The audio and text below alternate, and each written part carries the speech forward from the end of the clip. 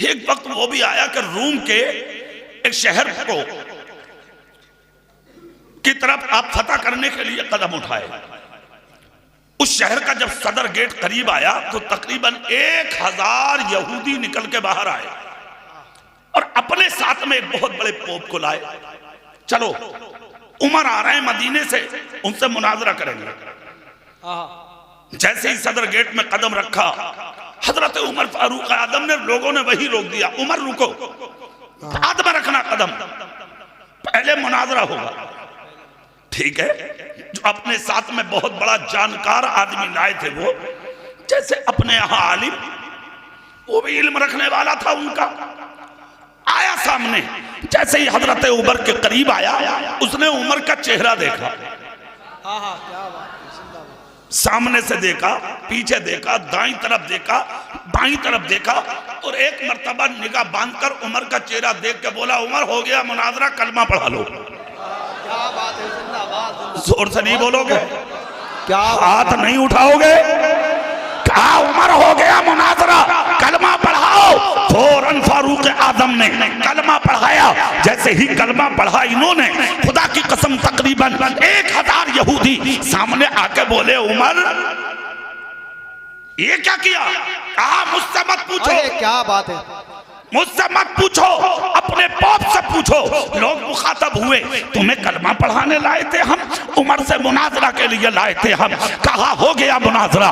कहा कैसे? कहा जिस किताब को लाया हूं ना मैं सवालों का जवाब देने के लिए, इसी किताब में लिखा है। कहा क्या?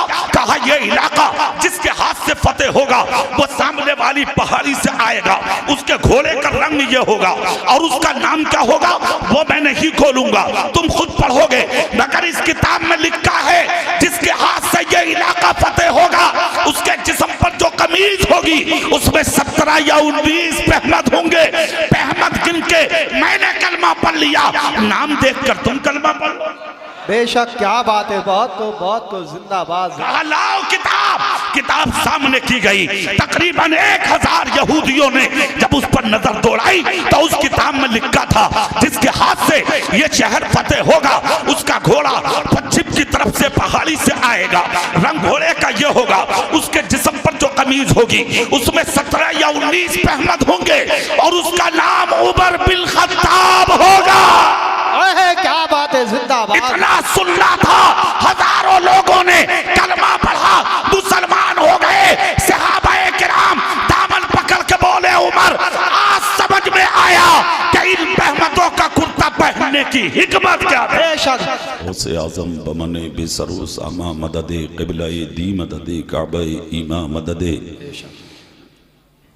बगिरदाबे बला उफ्ताद कश्ती मदद कुनिया मोइनुद्दीन चिश्ती मदद कुनिया मोइनुद्दीन चिश्ती मदद कुनिया मोइनुद्दीन चिश्ती क़ादरी यमनाराए आग़ौसे आज़म ज़नम दमज़े शेख अहमद रज़ा ख़ां क़ुत्बे आलम ज़नम। तेरी सरकार में लाता है रज़ा उसको शफ़ी जो मेरा गौस है और लाडला बेटा तेरा। हालात बहुत नाजुक हैं। पूरी दुनिया पर आप नज़र रखें। आज पूरी दुनिया में तहरीकों के ज़रिए, मंसूबों के ज़रिए, प्लानिंग के ज़रिए, लिटरेचर और किताबों के ज़रिए ये कोशिश की जा रही है किसी भी तरह से इस्लाम को ख़त्म कर दें, हर चार जानी।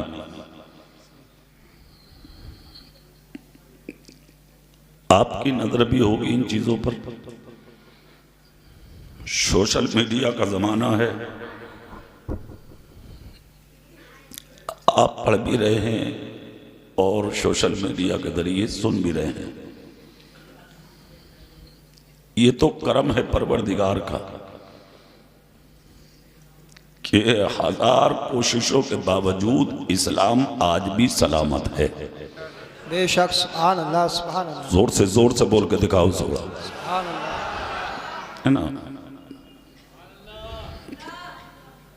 आप भी सलामत हैं, इस्लाम भी बाकी है और आप भी बाकी हैं।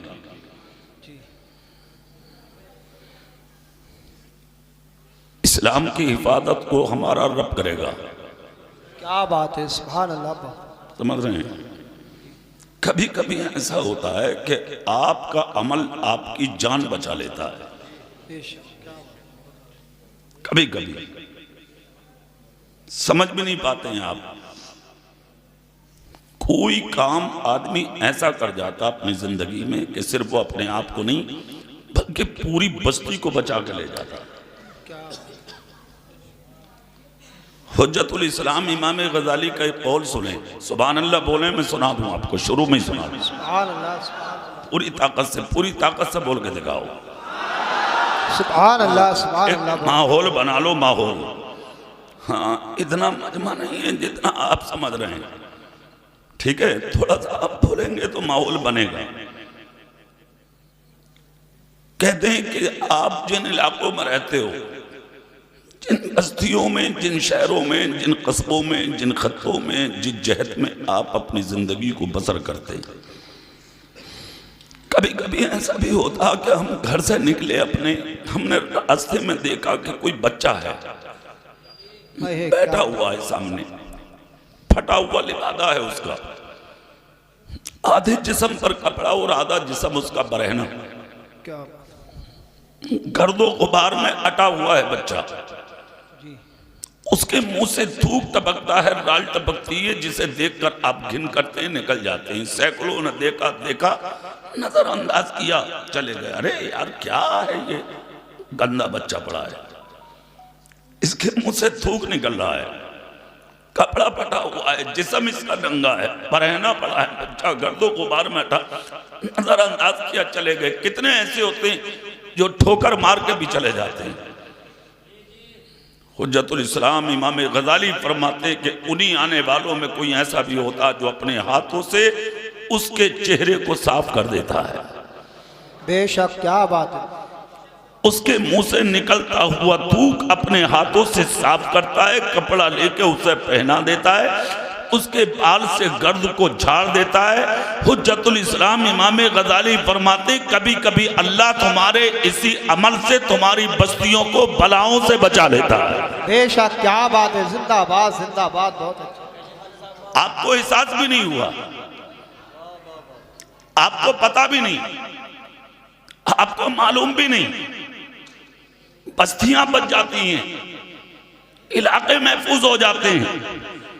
तुम्हारे इलाकों को अल्लाह अजाबों से बचा लेता, मुश्किलों से बचा लेता, उलझनों से बचा लेता। क्या मालूम है आपको? सरकारे गौसे पाक निकल के जा रहे हैं एक रास्ते से, बोलेंगे सुभान अल्लाह। सरकारे गौसे पाक निकल के जा रहे हैं एक रास्ते से, जिस रास्ते में बड़ा कीमती लिबास पहनते थे सरकारे गौसे आजम। क्या बात है। बहुत अच्छा। बहुत कीमती लिबास पहनते थे, निकल के जा रहे हैं, चारों तरफ हुजूम है आपके गुलामों का। जैसे ही निकल के चले, 10 इधर 10 उधर, 5 उधर, 20 उधर, बीच में जा रहे हैं गौसे आदम। जैसे ही रास्ते से निकले, सरकार गौसे आदम ने एक शख्स को देखा कि वो रास्ते में जमीन पर पड़ा हुआ है, उसका आधा जिस्म मिट्टी में है, आधा जिस्म मिट्टी से बाहर है। सरकार गौसे आदम ने जब उसको पड़ा हुआ देखा, अपने लिबास की परवाह किए बगैर आप आगे बढ़े, और आगे बढ़ने के बाद सरकार गौसे आदम ने अपने हाथों से उसकी जुल्फों को साफ किया, चेहरे को साफ किया, जिस्म को साफ किया, कपड़ों को अपने हाथों से झाड़ दिया। उसके बाद निकल कर चल दिए। जैसे ही निकल कर चले, लोगों ने कहा हुजूर आपके जिस्म पर इधर धब्बा है, इधर दर्द है, इधर गुबार है, इधर मिट्टी है, इधर कीचड़ है। सरकार गौसे पाक ने मुस्कुरा के फरमाया खैरियत मनाओ, मेरे ही कुर्ते पर मिट्टी आई है, अल्लाह ने तुम्हारे इलाके को आज मुश्किलों से महफूज फरमा दिया। बेशक, सुभान अल्लाह, सुभान अल्लाह। जिंदाबाद, जिंदाबाद। बहुत अच्छा। अल्लाह ऐसों की बरकतों से तुम्हें बचा लेता है, आपको पहचान भी नहीं। इससे मतलब क्या हुआ? किसी की जिंदगी को देखकर कभी घिन मत करो, किसी की जिंदगी को देखकर कभी अपने चेहरे को बिगाड़ने की कोशिश मत करो। अगर कोई झोपड़ी में रहता है ना, तो इधर आओ मत देखकर। अगर आप घोड़े पर सवार हैं, पैदल चलने वाले पर तमस्कुर मत करो। आप अच्छा पहनते हैं, फटा पहनने वाले पर तमस्खुर मत करो। आप बिल्डिंग में रहते हैं, झोपड़ी में रहने वाले पर तमस्खुर मत करो। आप अच्छा खाते हैं, कोई सूखी रोटी के टुकड़े पानी में डुबो डुबो के खाता है तो उसके खाने पे आप कभी तमस्खुर मत करो, इसलिए कि इज्जत देने वाला भी रब है, जलील करने वाला भी रब है, ऊपर उठाने वाला भी रब है, नीचे गिराने वाला भी रब है। अल्लाह जिसे चाहता है मोहताज बना देता है, अल्लाह जिसे चाहता है कौम का ताजदार बना देता है। बेशक सुभान अल्लाह जिंदाबाद। क्या बात है, बहुत अच्छी। किसी के हाथ में नहीं है बहुत अच्छी बात है। इज्जत का मिलना, किसी के हाथ में नहीं है। किसको इज्जत मिलेगी, कौन जलील बनेगा, कौन रुस्वा होगा, कौन किस मंजिल पर आएगा, किसी के हाथ में नहीं। ये तो अल्लाह के दस्ते कुदरत में है। जोर से जोर से। अरे भाई जज़ाकल्लाह। अल्लाह के दस्ते कुदरत में है। अल्लाह जिसे चाहता है इज्जत अता फरमाता है और जिसे चाहता है अल्लाह जलील फरमा देता है। आप कौन होते हैं किसी पर तिरछी नजर डालने वाले? आप कौन होते हैं किसी की जिंदगी पर हंसने वाले? आप कौन होते हैं किसी की जिंदगी पर तमस्खुर करने वाले? आप कौन होते हैं किसी की जिंदगी पर उंगली उठाने वाले? नहीं नहीं, कभी नहीं। अच्छा, इस्लाम तो इससे बिल्कुल मुनज़्ज़ह है। बेशक सुभान। इस्लाम इससे बिल्कुल मुबर्रा है।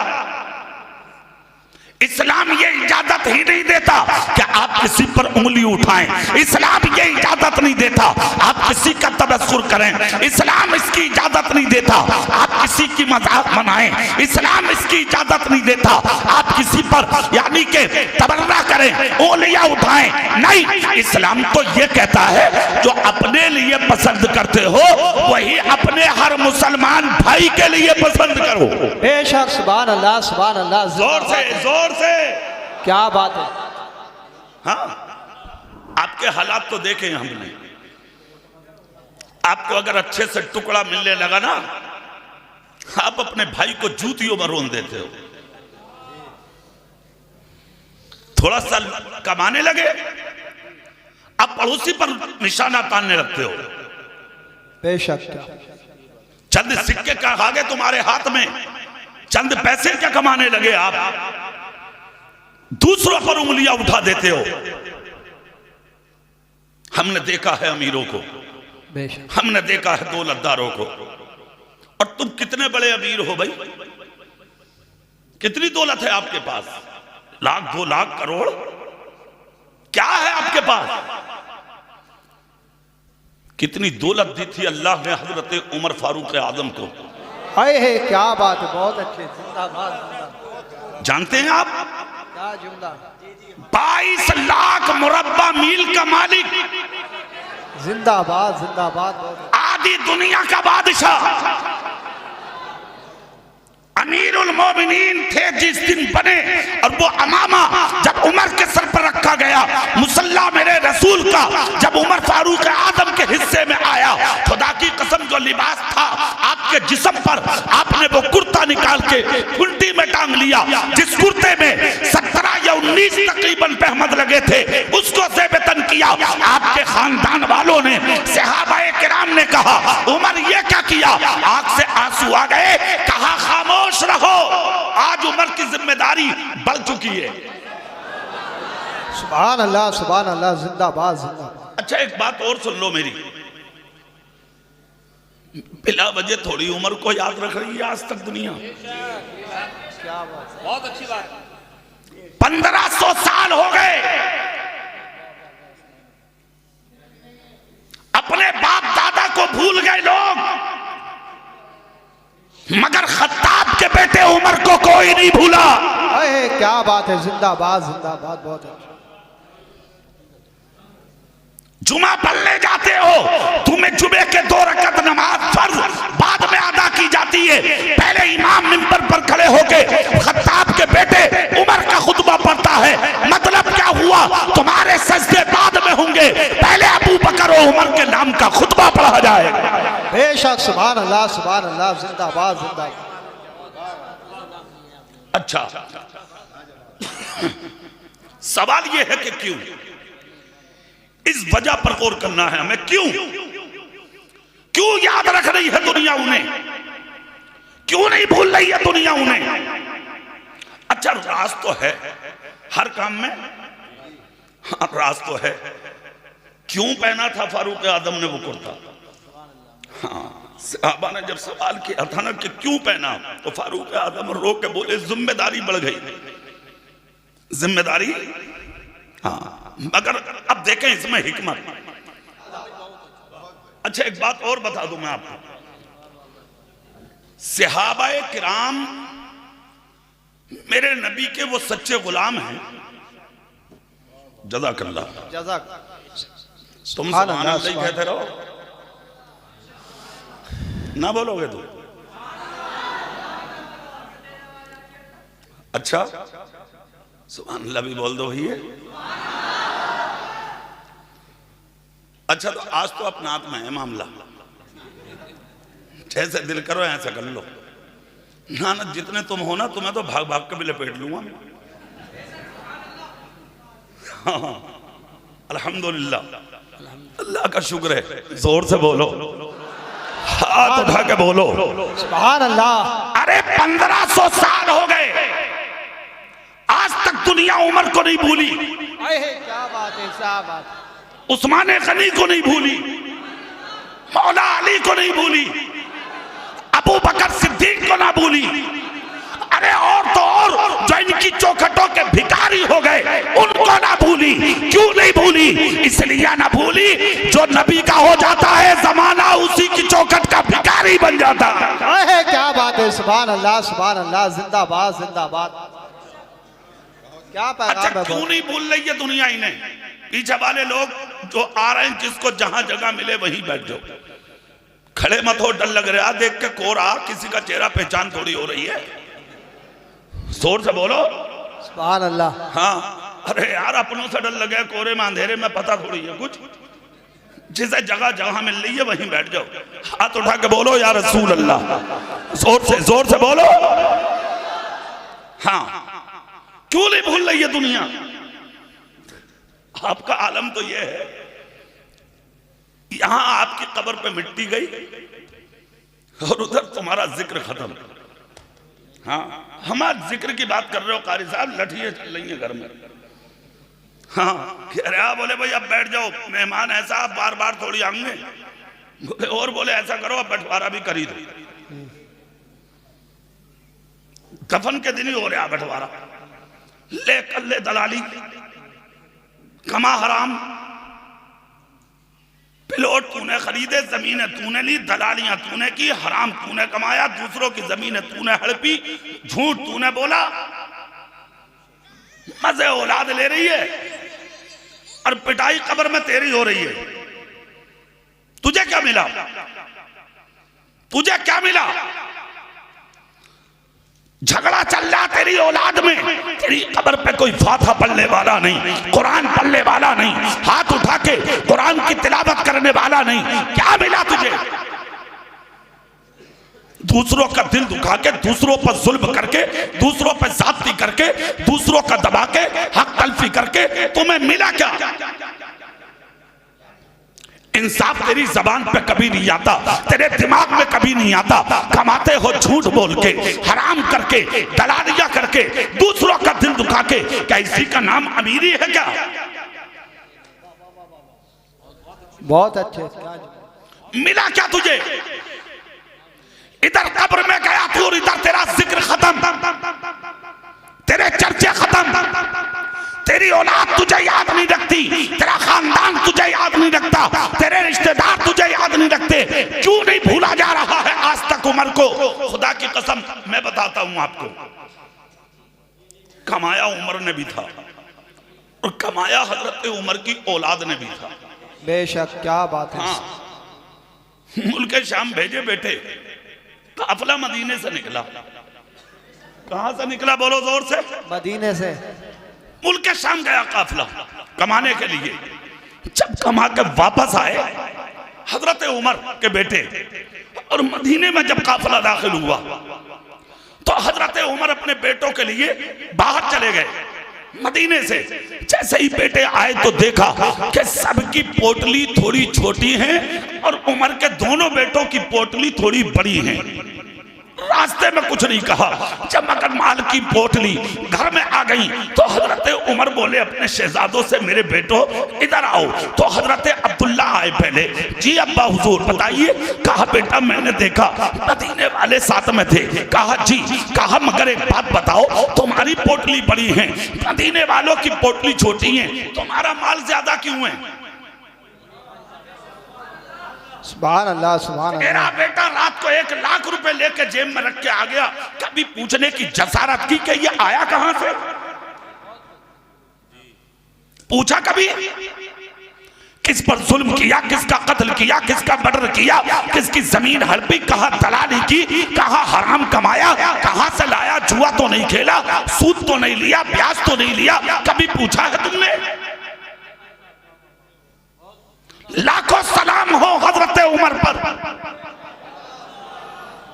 कहा मदीने वाले भी साथ में थे, तुम भी साथ में थे, वो भी मुल्क शाम में थे, तुम भी मुल्क शाम में थे, तुम्हारा माल ज्यादा क्यों? तुम्हारी पोटली बड़ी क्यों? मदीने के दीगर लोगों की पोटली कम क्यों? बेटे खामोश। उमर जलाल में आए। कहा बेटा इस घर का पानी बाद में मिलेगा, पहले ये जवाब दो कि पोटली में वजन ज्यादा क्यों है? इतना जब कहा तो आपके बेटे हजरत अब्दुल्ला सामने आके बोले, अब्बा हुजूर हमारा माल यकीनन ज्यादा है। क्यों? उसकी वजह हुजूर जब हम मुल्क शाम पहुंचे तो जो दीगर लोग सहाबा हमारे साथ में थे, इन्होंने कहा ये दोनों बेटे उमर के जो इस वक्त अमीरुल मोमिनीन हैं, उनके बेटे।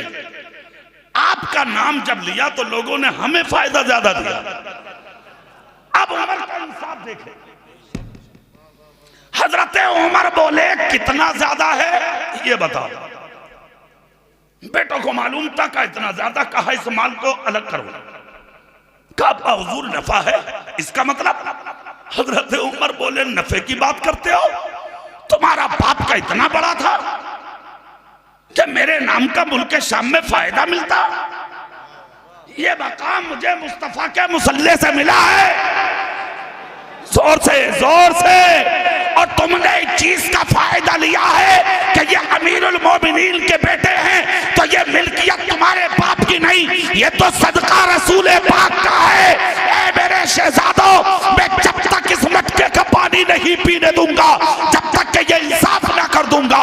जितना माल ज्यादा था वो ज्यादती का माल आपने निकाला, दौलत कदे में जमा कर दिया, पूरी दुनिया को ये बता दिया कि मैं भी वफादार हूं, मेरी औलाद भी मुस्तफा की वफादार है।